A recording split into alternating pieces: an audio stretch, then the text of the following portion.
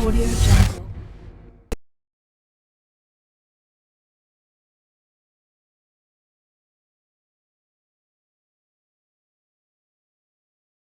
Baba Mavundla.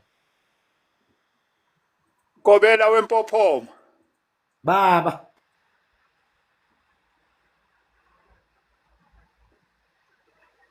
Ungabuza Mavundla sigijime size ukuthi kuthekani. Mkhulu sisese esihlokweni sokuhushula kwesisi noma iabortion. Kukhona engifuna sikuthinte la okujulile. Kukhona lento ekuthiwa umuntu ekuzalekweni kwakhe uye wahlala phezukwendawo noma phezukwendlu yomunye umuntu ongakwazanga ukufika emhlabeni.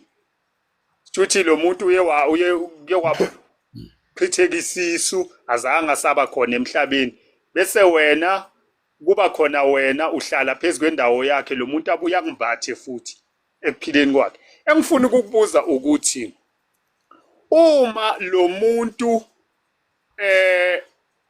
ekuyindawo yakhe esibelethweni ofike kuqala njobe esekachithekile angafikanga emhlabeni, uma wafakwa esinye isidoda bese kusuke manje kungene enye indoda engazalanga loya muntu ongakwazanga ukufika emhlabeni, ishiye nayo isidoda, ishiye umntana phezukwalendlu yalengane.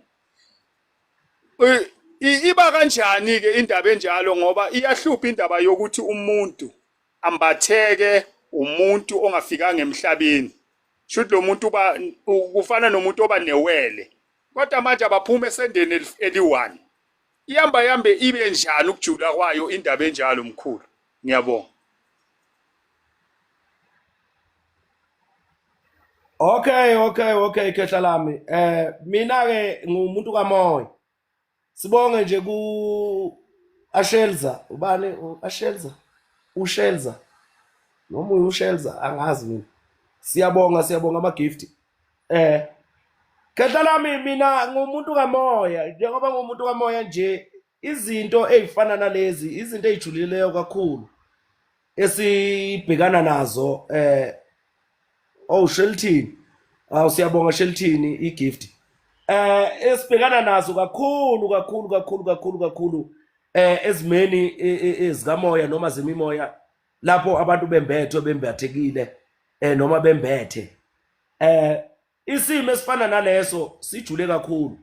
Kodwa akunamehluko kakhulu ukuthi kungene bani waseba ubani kwase kwenzakalana. Akunamehluko kakhulu ngoba amakhehla omuntu wesifazane amakhehla aselayinini owodwa. Angazi noma mhlambe ngizwakalana. Amakhehla omuntu wesifazane aku bloodline owodwa. Ahamba ngomzila owodwa. Uma ehamba nomzila owodwa kuyafana njengoba nisuke nizalwe isende linye nibathathu ngaphakathi kwesibeletho, nizalwa izidoda ezahlukene. Akunamehluko kakhulu ke uma kuzoqhamuka isidoda esahlukile noma esihlukile, bese kuya ngokuthi lowo muntu wesifazane uganile na noma cha. Uma eganile kuzoba khona inkinga phela ngoba lensizwa yavusa amakhehla kubo ngezinkomo zakubo kubo kowesifazane, okusho ukuthi onke lamakhehla aku bloodline owodwa kumzilo owodwa azozalwa yilo muntu wesifazane akube awakubo, awavumelane nesidoda esiyofakwa uye lowo muntu lowo. So manje uma sizoba nenkinga efana naleyo yokuthi owesifazane uganile bese dedela umuzi wenye indoda noma indoda yakomunye umuzi izongena la ifikishiye umuntu wakubo, sekulinyala lelo, sekungamanyala, sekulicala. Leyo ngane iyophuma ibe namacala ajule kakhulu, amacala ewafice ngaphakathi esibelethweni okufuze ngabe ayavusana, bese yona ifika ilicala lesidoda esahlukile. Iqala lapho ukujula kakhulu ibe yinkinga. Kodwa lena yokuthi umntwana umfica engowaleso sidoda eshonele kusisibeletho noma ephuphumile noma ekhishiwe, ayibi inkinga kakhulu, iba inkinga efanayo nomntwana ozofika ezalwa yesinye isidoda owesifazane engaganile.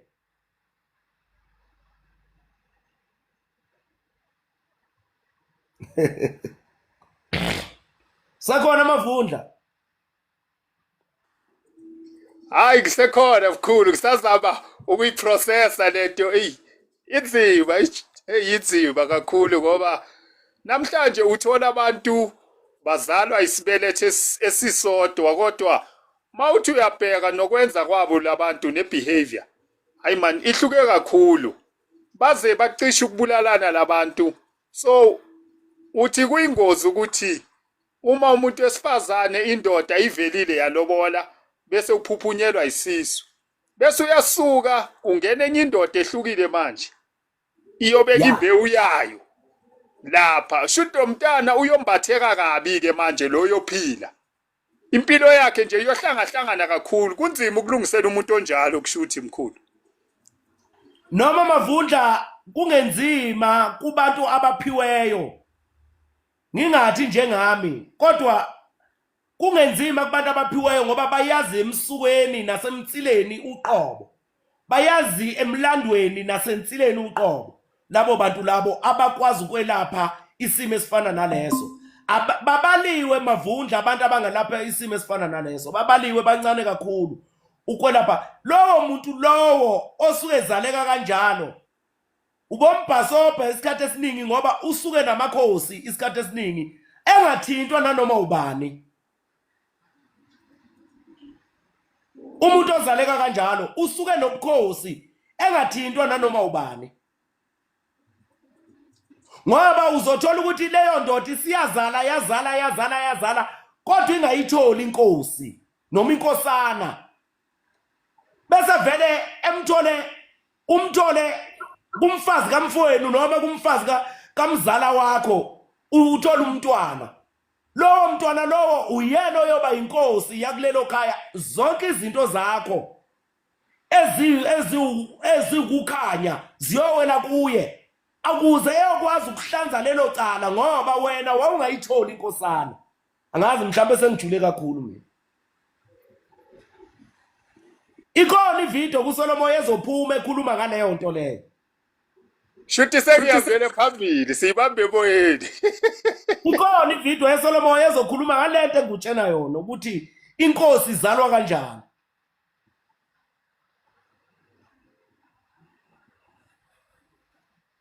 Hayi kunzima ngoba amantombazana manje alala la namhlanje avuke alale la namhlanje bese kuzaleka ingane ezinjalo. Ene njengoba usho mkhulu ukuthi bayabalwa abantu abakwazi ukuthi balaphe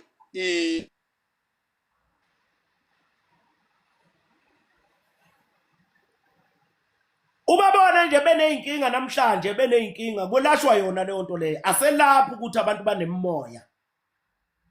Yebo banemimoya ngokubona kwabo nangokubona kwakho, kodwa silapha isende lisuke lizala lowo muntu lowo nesibeletho. Isibeletho ke vele si-obvious ngoba umntwana uphuma esephila esibelethweni. Kodwa lena lapho kunzima khona yilapho umntwana ezohlala esibelethweni ephuma esendeni ukuthi uphume kwelikabani. Iyona into egulisa abantu. Manje abantu bona uthi ephume kuleli yasende ebefuna ukuqhwakela umsamo wala ekhaya. Mayithi uqhwakela umsamo wala ekhaya awuqhwakeleki umsamo wala ekhaya, bayaxabana nabantwana bala ekhaya. Angithi uyayibona? Manje ikhona ivideo yeSolomo ezophuma ikhulume ngalento engikhuluma ngayo namhlanje.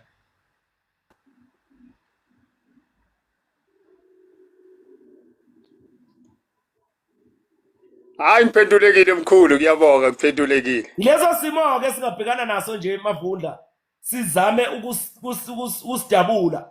Uma uphendulekile ngijabula kakhulu mina.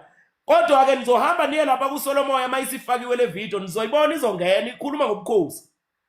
Angiyazi ke noma iyongena ekugcineni kulana sesiwenzile noma izokwenza njani. Kodwa nje yona izongena ikhuluma ngobukhosi ukuthi ubukhosi buzaleka kanjani.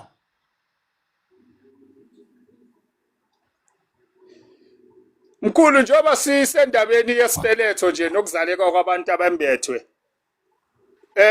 Unokuthola isimo la ingane izaleke ukwembatheka kwayo kukabili.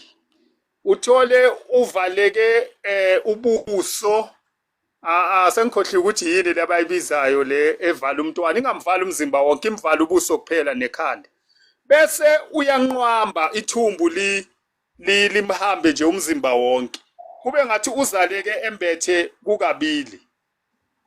Ihambe ibe njani into enjalo ngoba umuntu bathinte ukuthi uzaleke embethe kukhulunywa ngokunqambwa noma usuka valwe ithumbu limkhavare konke.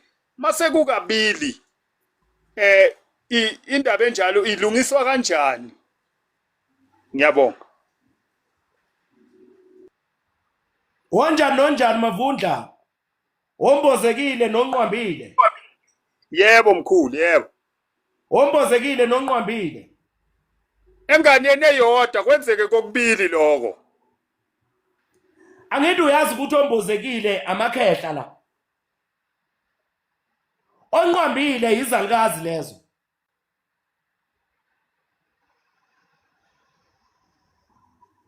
Mavundla. Ngiyakuzwa mkhulu. Angithi uyazi ukuthi osuke embozeke ikhanda amakhehla lawo. Okay. Onqwambile izalukazi lezo. Alright. Manje ukuthi ofakwe umgexo amakhehla futhi lawo.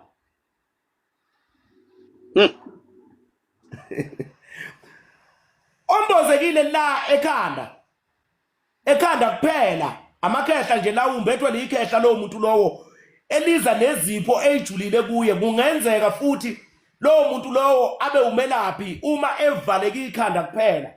Kungenzeka thinta izinto zenzeke kahle umuntu osuke embozeke ikhanda kuphela usuke evuke embathwe umqalo wesibongo lokuthi ukhokho. ayiwathinta mkhulu. Okusho ukuthi lelo khaya liyomelwa uye.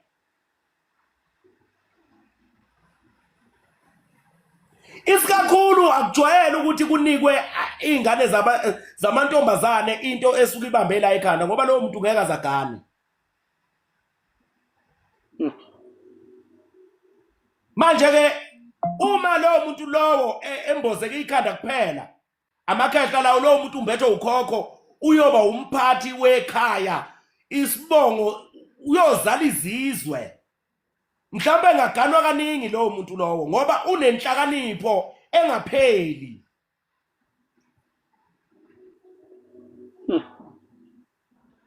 Unenhlakanipho engapheli lo muntu lowo kushuthi uyozala izizwe uyoba nemizi eminingi mhlawumbe engaganwa abafazi abawu7 abawu5 hayi abawu3 sebe banormali. Lo muntu uganwa ngendlela engajwayelekile. Azala izizwe ngoba unekhanda.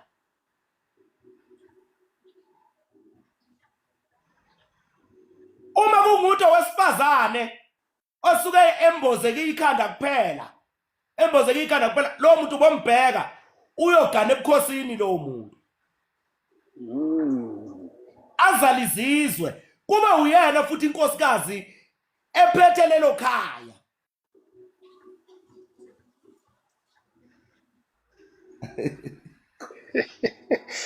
Hayi lo ngiyeza mkhulu ngiyeza ukuthi konqwambile vele kuyinto udokotela lowo umelaphi lo onqwambile. Vele abantu abathatha abantu abenza zonke lezi zinto abesifazane inyanga umuntu wesifazane. Manje ke angazi mina ngoba onqwambileyo wafaka umnqwambo la lo muntu lowo ungumelaphi uphethwe izalukazi abantu abelapha izalukazi. Ingakho nabalozi umoya wezalukazi abalozi.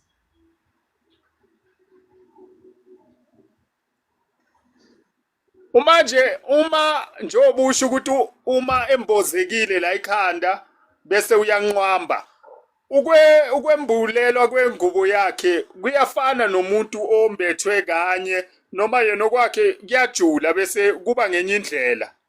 Ngoba abantu namhlanje abelaphi uzothola ukuthi sebafuna ukumbula ingubo ngendlela eyodwa efanayo. manje umuntu uma eza nesimo esinjalo iyahluka ukwembuleka kwengubo yakhe na ume azombozeka abuya nqwambe kube kabili. Ngicela uphinde umbuzo wakho Mavundla ukuze ngizozwe ukuthi uthini. Ngithi mkhulu, uma ingane injengoba sisho ukuthi imbozekile la ikhanda, ivalwe ile thumbu la ikhanda, ubuso nekhanda, bese iyanqwamba kube kokubili enganeni eyodwa. Yebo. Ngabe ukwembuleka kwengubo yakhe uma soyomenzela umsebenzi wokwembula ingubo kuyafana yini njengaloko komuntu ozelwe embethe normal, noma kuyahluka na? Ngoba namhlanje kunabelaphi abambula ingubo ngesimo esifanayo, kodwa ngifuna ukwazi ukuthi uma ukumbuleka kwengubo kwalengane esikhuluma ngayo manje kuyahluka yini noma siyakwenza ngendlela efanayo, ngoba kujwayeleke ukuthi ekufuneka imbuzi eyodwa. Uma seyimbethwe kabili kanjalo kuyahluka yini? Uyazi ukuthi ke umuntu okanjalo usuke ejule kakhulu, kodwa ke ukwenzeka kwezinto kungahamba kufane bese kwehluka ukuthi lo muntu okwenzelayo uphiwe yini. Uphiweni isandla saleyo nto leyo, ngoba izinto ezinjalo zidinga abantu abayiqondayo leyo nto leyo abazokwazi ukuyilalela bahambe njengoba kusuke kushiwo, ngoba lo muntu lowo usuke ephethwe izalukazi namakhehla amadala, hayi amakhehla asondele emsamo, amadala. Uphethwe mumva endulo lowo muntu, uphethwe abaqali besibongo, isibongo esaqala kubo. Manje ke kufanele ukuthi kube umuntu oqondayo ukuthi yini lento ayembulayo nayenzayo, ngoba lo muntu lo izibongo eziwu4 uyokwazi ukuyivusela umuzi. Isibongo sakwamama omzalayo, isibongo sakwababa omzalayo, kube sakwamama kababa wakhe, kube sakwamama kamama wakhe. Lo muntu lezi ibongo zoyi4 uyokwazi ukuyivusela amakhaya, ganwe ayiganelwe lezo ibongo lezo. Manje ke kufanele ukuthi umqonde phela lo muntu lo usuke efana nomuntu ozalwe nengubo etransparent emakhekheba, leyo ngubo leyo okuthiwa invisible noma invisible, angayazi ukuthi bayibiza ngani ngalolu gama lesilungu, kodwa yona leyo ngubo leyo ingubo emakhekheba, ingubo engabonakali, azalwe mbethe kodwa ingabonakali leyo ngubo leyo. Akwesibuyeke size la, umzali uyakwazi ukukuzala wena engakwazi ukuthi umdala kuye. Umzali uyakwazi ukukuzala wena engakwazi ukuthi umdala kuye. Kufana ke nayo lento ukuthi abantu bekwembula ingubo bangayimbula ngendlela efanayo, kodwa uyiphiwe lento ayenzayo.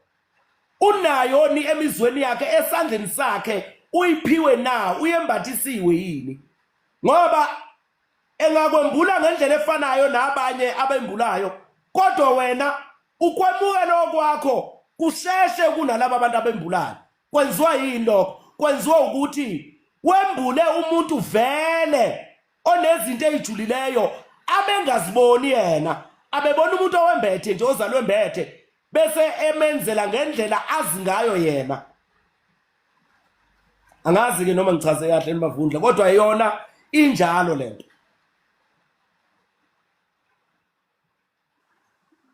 No, ichaze yazwakala mkhulu, yazwakala yona. Ngizothanda ukuthi awufuna ukubuza naye omunye abuze, kodwa ngibona uBen lapha umbuzo wakhe uthi ngiyiphi indlela yokwazi ukuthi wazalwa wembethe, cause esibhedlela yiba abathatha ingane bayoyigeza. Mina mkhulu ngizothanda ukuveza ukuthi ngokwembulela kwami, uma ingane izalwa yembethwe, njengoba ngishilo ukuthi mina isiphiwo siqala ingane isesibeletheni ingakazaleki, ingakabelethi. Umzali waleyo ngane, umama, uzoqala abe namaphupho womuntu onemimoya. Ingane isesesibelethweni ukuthi kuzingane la ehlukile kunalezi ezinye ingane, kuzingane enesiphiwo from abokhokho embethwe. Uyothi nangelinye ilanga loyo muntu loyo mama wengane angakayibelethi athi uhamba uyazambela endleleni, kube nomuntu nje avela amhlola ukuthi hey, le ngane ezayo leseswini iza nesiphiwo esithi nenhlanhla. So kakhulu abazali beingane, abomama yibe kumele babhekisise kakhulu ingane zabo ezizala zembethe, ngoba kunama sign before ingane izibonakala ukuthi yembethe esibhedlela. Kunama sign nasemaphushweni kuloyo mama ukuthi ingane ezayo la uzoba namaphupho athi awacisha afane nomuntu onesiphiwo semimoya. Manje engifuna ukukuveza kumkhulu lapho uBhen ukuthi mina ngokwazi kwami, uma wengane uzowazi ukuthi le ngane ezayo ihlukile yembethwe, futhi uzosho naye ukuthi yazi ipregnancy yalomntwana, ukukhulelwa kwalengane kuhlukile kunalezi ezinye ingane, itsile ngaba namapain namaphupho engawaqondi.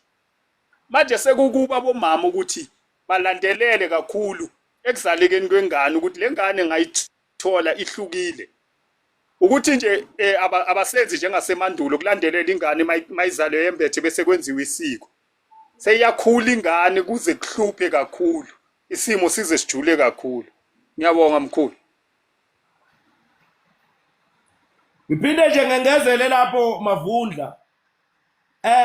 Ngike ngathi kuwe mina kuyenzeka umzali ekuzale engazi ukuthi uzala bani, ngoba uma engazi ukuthi uzala bani umzali sekungaba inkinga yokutreata abantwana bakhe bebonke. Uzongabathathi ngendlela efanayo abantwana bakhe ngoba unesazelo sento ethile phezukwakho.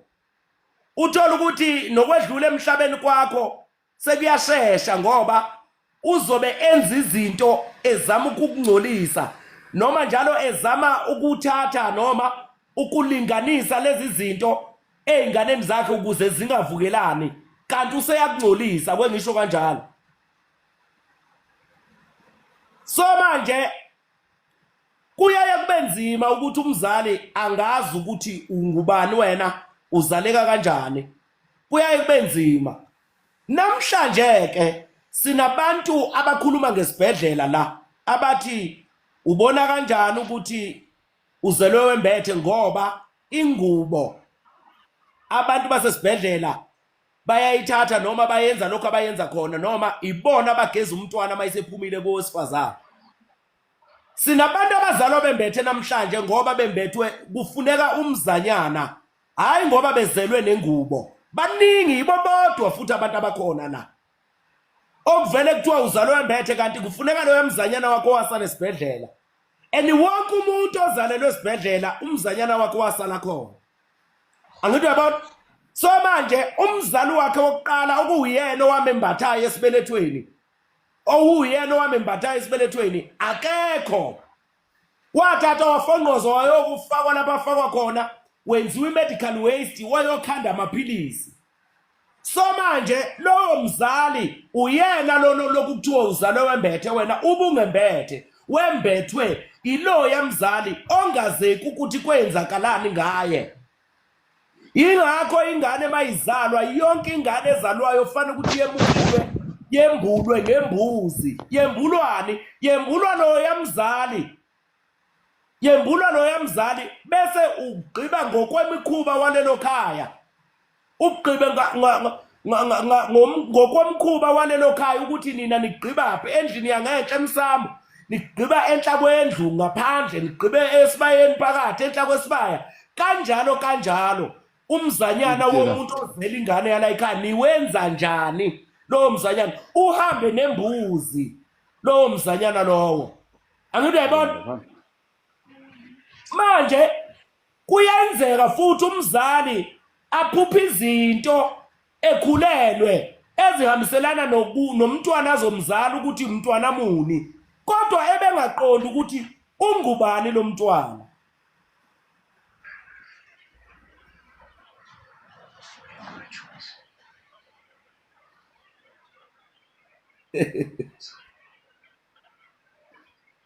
Mavundla. Akwesizwe lesizwe engenayo.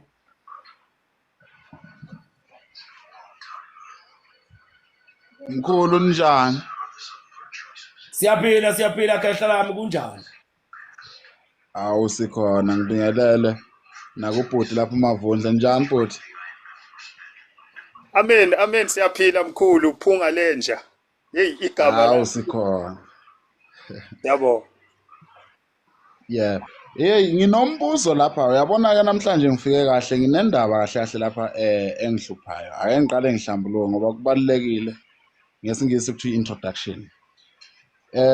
Uyabona kukhona izinto engihamba ngihlangabezane nazo ezikhomba ukuthi kukhona okwafihleka mhla ngifike emhlabeni engingakwazi futhi nami mangibuza lo ngizalayo akanalo futhi naye ulwazi. So ngifisa ukwazi ukuthi ke umuntu owazalwa embethe yena ngazibona kanjani mase mdala ukuthi wazalwa embethe.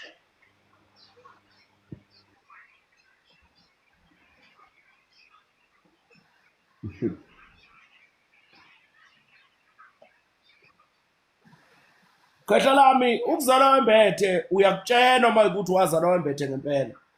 Uma uyakutshenwa ukutshenwa abantu bakini.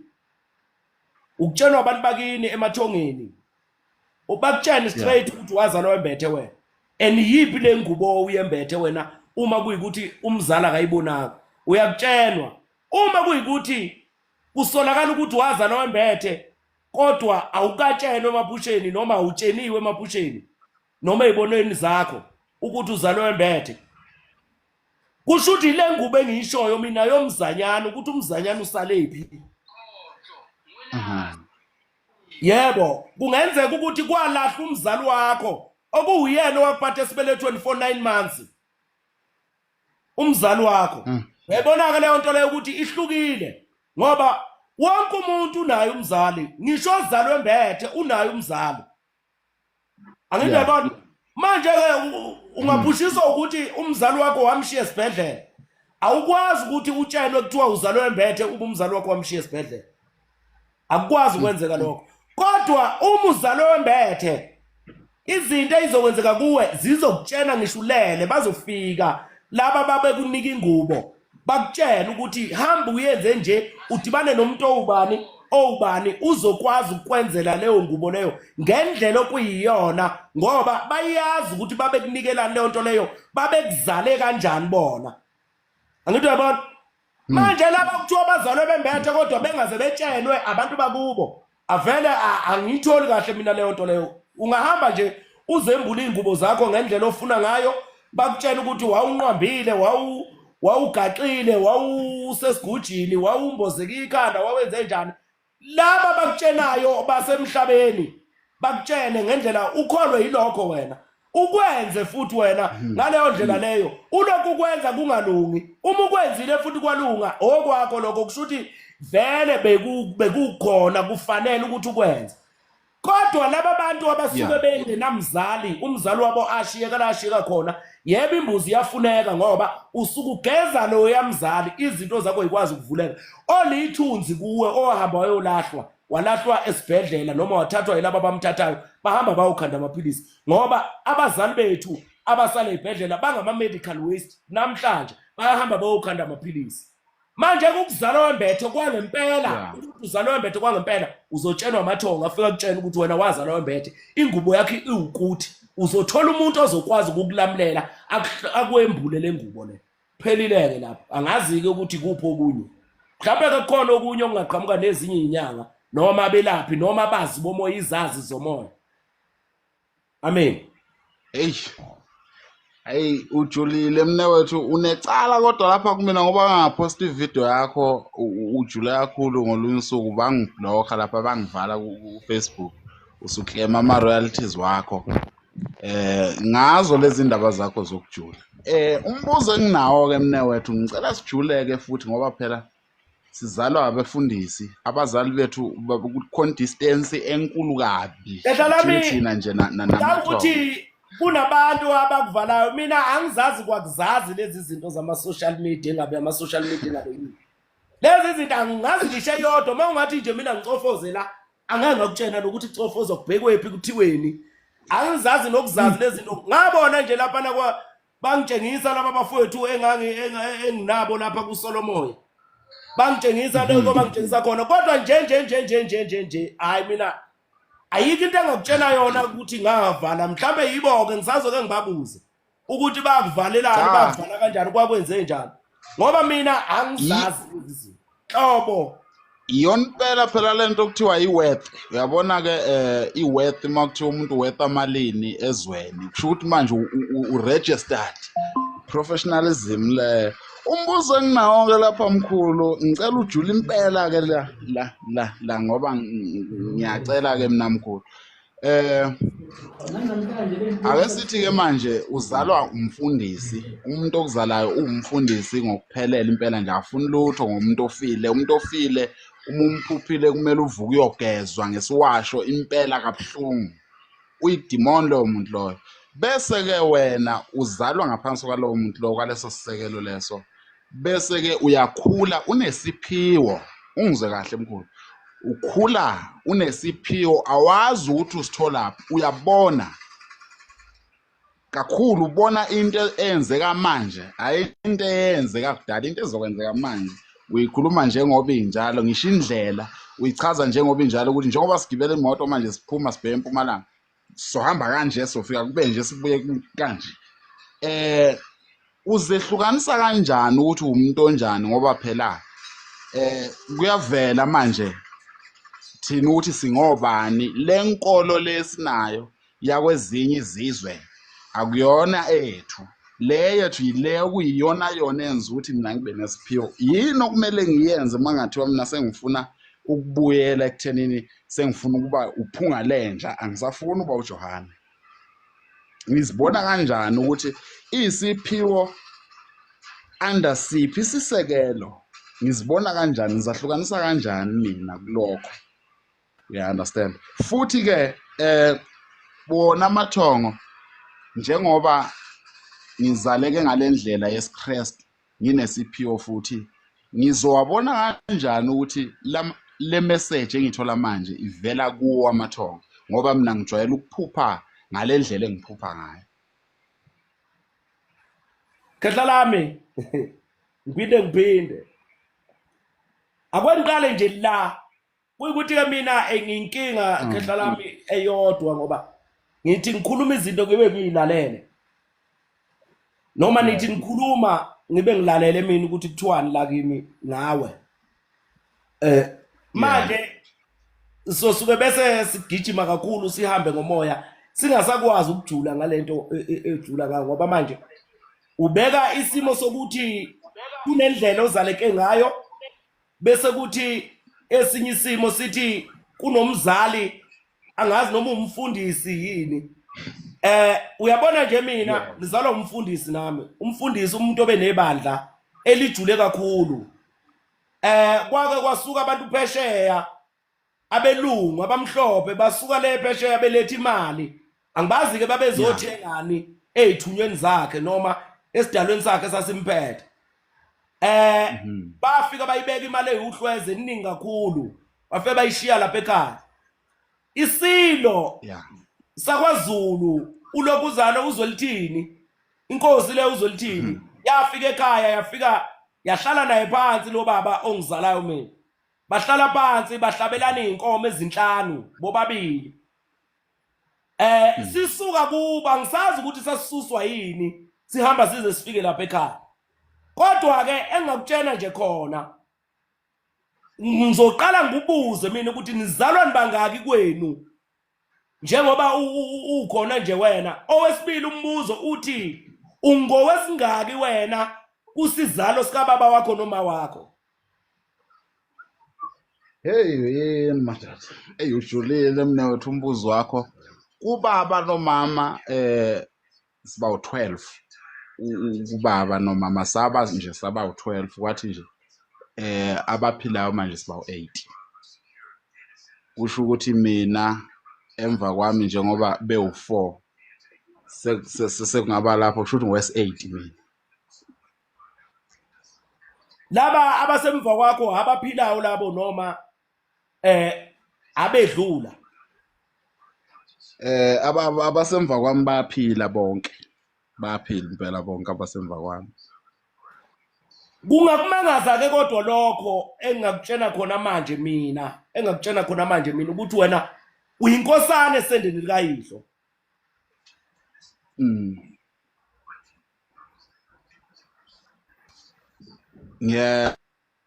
Yes. Ngakutshena nje lokho ngoba silapha nje. Ngakutshena lokho ukuthi wena ungowokuqala esendeni kababa wakho. Ungowese-8 nje wena, kodwa kubaba wakho ngqo. Kubaba wakho ngqo ungowokuqala wena. Okungenzeka ukuthi kulobaba onizalayo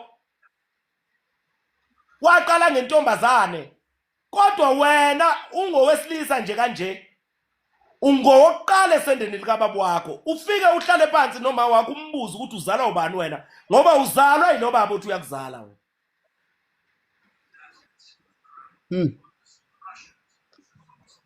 Akwengime nje lapho kungaze ngize ngube kakhulu. Ingakho mina ngingafuni ukukhuluma indaba eziningi, ngikhulume kuma TikTok. uTikTok angufuni mina kahle.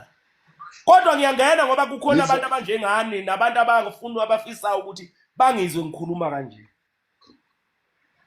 Ngoba mina angikwazi ukukhuluma into ngixoxe ngathi ayikho. Angikwazi ukuxoxa into kanjalo ngoba ngizobe sengiqamba amanga lapho mase ngixoxa into ngathi ayikho ibe ikhona. Angikwazi. Kufanele ukuthi sikhulume kanje ngilalele mina ukuthi bathini laba bantu ngoba ngimncane mina. Ngimncane nje kufanele ukuthi kukhuluma abadala nababona kangcono kunami kimi bese ngikhuluma nawe. Manje wena ngoba ukwazi ukubona izinto lezo oyibonayo, ukwazi ukwehlelwa ilezi zehle ezikwehlelayo, awusuye walo baba okuzalayo wena. Kwaba kwenu wena uhluke kakhulu.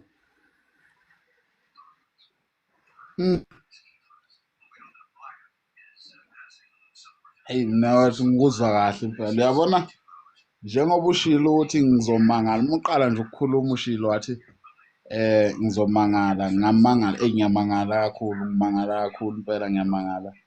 Impela nje ngiyamangala. Kahle besiqedela ulive womunye umuntu. Bengezile kahle. Kunenkosazana ejwayele ukungibiza ku-live wayo ithi angilokhuzana. Manje umavundla lo uyo ngifake lapha, angingeni lapha mina ngizile la. Angizile mina angisafuna ukuthatha abantu engizobathatha. Ngiyaphuma manje ngoba mina lapho ngihleli khona. Angisuki.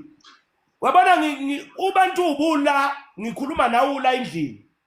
Bengizoda start ifoni sibafonele abazali mabesaphila, sibafonele. Bebezokubuza ukuthi umthatha lo muntu okhuluma lezi zinto lezi osesinemnyaka singakutsheni zona wena.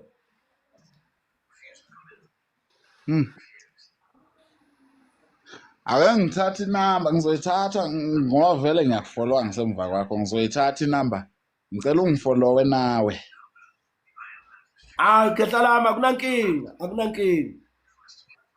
Ngizoyithatha impela inamba. Ukuphi kanti awukho yini la eGoli? Ngila eGoli kodwa ngiyahamba manje ngiyahamba ngesonto. Ngibhizi manje ngalezi zinto zami engizenzayo. Awulude kabi isonto ngoba namhlanje kuLesihlanu nje. Sobona simisa kanjani, ngifollow sibone simisa kanjani, sihlangane. Sikhulume sihlezi phansi sibone singamisa kanjani. Akunankinga ke Mpima, akunankinga. Mina ngiyaphuma. Umzi. Mzi. Awukhuluma unqampuze nami ngiphume, mina ngithanda ukuhlala kulezi zinto lezi. Ake size umzi. Sawubona mfowethu. Unjani? Mzi kuhamba kanjani? Ngiyaphila malume unjani? Hayi ngubona ukuthi. Hayi ngiyaphila mfana.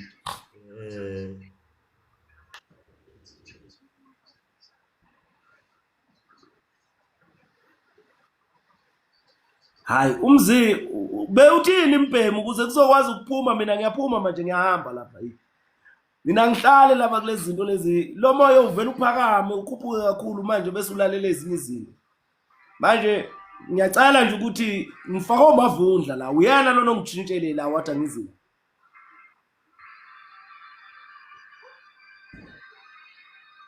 Hayi umziya akakhulumi. Ushaya network, Ngiyabaleka mina khehla lami, ngiyabaleka. Newethu ngiyabonga kakhulu Mtaba.